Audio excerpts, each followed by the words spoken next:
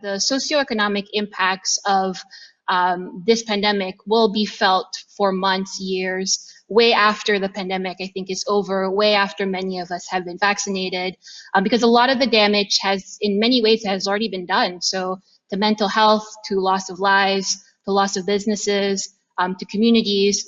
So the question then becomes, how do we move forward and rebuild?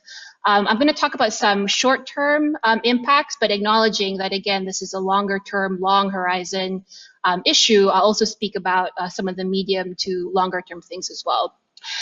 So the first thing that I'd like to talk about is household savings, actually.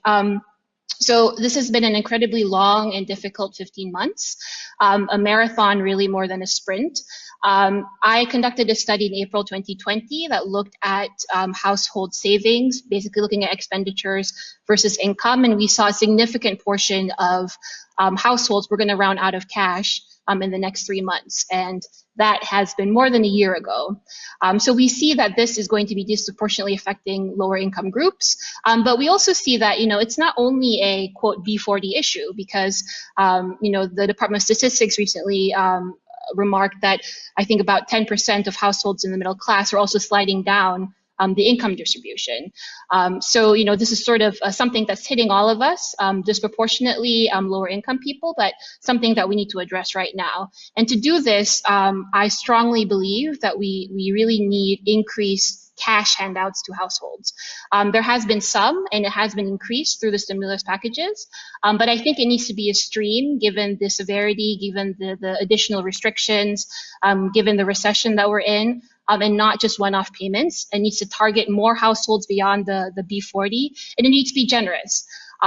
Critics may say this will be expensive, and it will be, but I believe that it is actually more expensive not to do this in the long run. So if we look at other countries, for example, so there was a recent paper published using US data, and US has employed a lot of fiscal policy to address the pandemic.